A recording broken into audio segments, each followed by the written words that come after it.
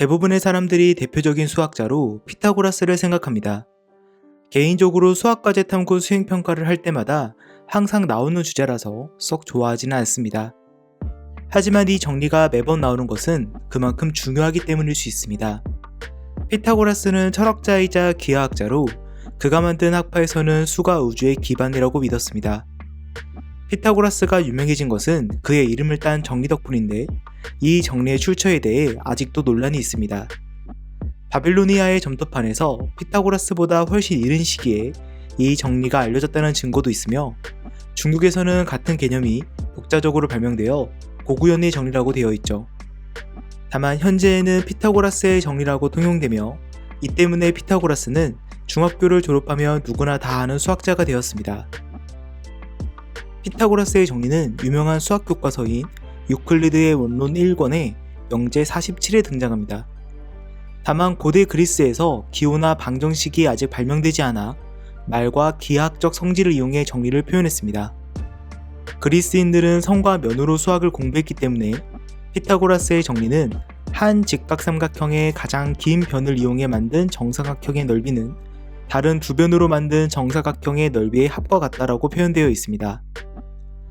그런데 넓이의 관계를 나타낸 이 공식은 직선의 거리를 측정하는 데 효율적인 도구로 사용됩니다.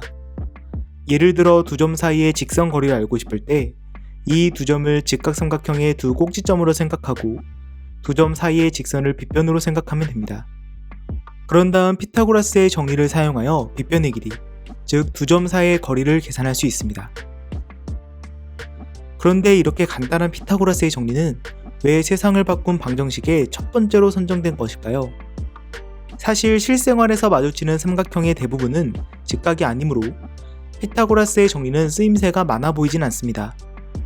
그러나 모든 볼록다각형은 삼각형으로 분할할 수 있고 모든 삼각형은 빗변과 마주보는 꼭지점에서 빗변으로 수선의 발을 내리면 두 개의 직각삼각형으로 분할할 수 있으므로 직각삼각형의 성질을 아는 것은 매우 중요합니다. 여기서 나오게 된 것이 삼각법입니다. 직각삼각형이 있다면 각도와 길이 사이의 관계를 이용해 기본적인 삼각함수인 사인, 코사인, 탄젠트를 만들어낼 수 있죠. 이 방법을 이용하면 수를 다루는 직선의 세상에서 면의 세계로 수학을 확장시킬 수 있습니다. 또 삼각함수가 있다면 피타고라스의 정리를 조금 수정하여 직각이 없는 삼각형들에 바로 적용을 할 수 있는데 흔히 코사인 법칙이라 불리는 공식이죠. 우선 임의의 삼각형 ABC를 생각해 보겠습니다. 삼각형 ABC의 꼭지점 A에서 A, 즉 변 BC나 그 연장선 위에 내린 수선의 발을 H라 하면 변 BC는 변 BH의 길이와 변 CH의 길이를 더하여 표현할 수 있습니다. 이때 코사인의 정의를 이용하면 A는 C 코사인 B 더하기 B 코사인 C라 할 수 있습니다. 그리고 같은 방법으로 B와 C를 나타낼 수 있습니다.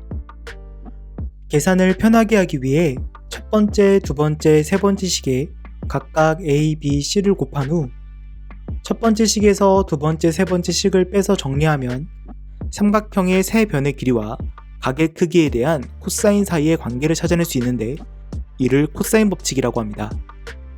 그리고 이 식은 다른 변에도 동일하게 적용될 수 있습니다. 코사인 법칙은 두 변의 길이와 그 사이 끼인각이 주어지면 삼각형에 알려지지 않은 남은 변의 길이를 찾는 데 사용됩니다. 반대로 세 변의 길이를 모두 알고 있을 때 각도를 찾는 데도 유용하죠. 그리고 끼인각이 직각이라면 코사인 2분의 파이는 0이므로 자연스럽게 피타고라스의 정리가 됩니다. 코사인 법칙은 이처럼 피타고라스의 정리를 모든 유형의 삼각형으로 확장하는 삼각법의 기본 정리입니다. 삼각법은 거리 계산, 물체의 움직임 연구 등 실제 문제를 해결하는 데 널리 사용됩니다. 예를 들어 탈레스는 삼각법을 이용해 기자 피라미드의 높이를 측정했고 에라토스테네스는 알렉산드리아와 시에네에서 관측한 태양의 각도를 이용해 지구의 크기를 추정했죠. 나아가 오늘날에는 삼각 측량으로까지 발전했습니다.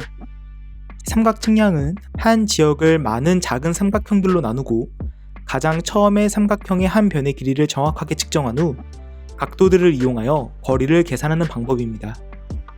이 개념은 사람들의 사고를 한 삼각형에서 평면으로 확장시켰고 결국 데카르트의 평면 좌표로 응용되었습니다.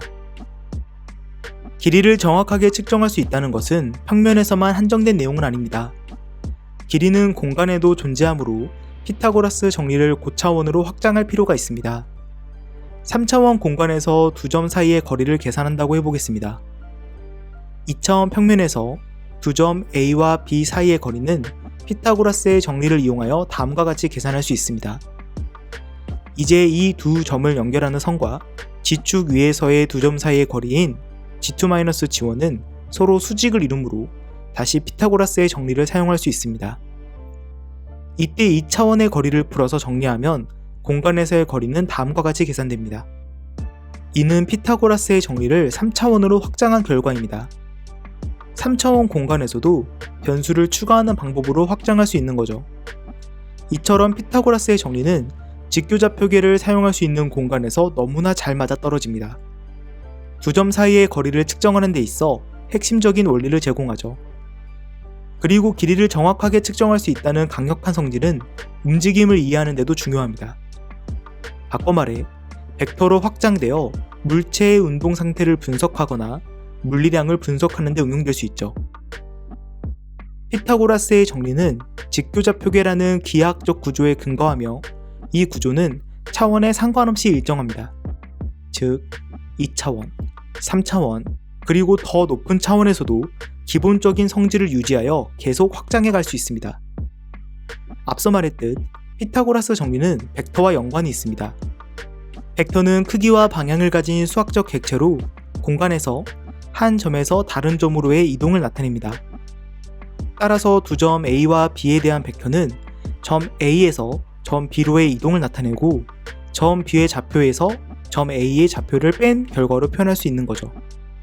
이처럼 벡터를 직교좌표계에서의 순서상으로 정의하는 것은 매우 자연스럽습니다. 왜냐하면 직교좌표계는 공간을 직각으로 교차하는 축으로 분할하며 이 축들 사이의 각도는 90도이기 때문이죠. 이런 성질 때문에 각 축을 따라 움직이는 벡터의 구성 요소는 서로 독립적입니다.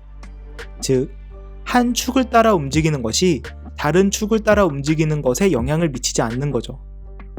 따라서 벡터의 각 구성 요소는 각 축을 따라 이동하는 거리를 나타내며 벡터의 크기는 피타고라스의 정리를 사용하기 매우 편리합니다. 벡터의 크기는 다양한 물리량을 나타내는 데 사용됩니다.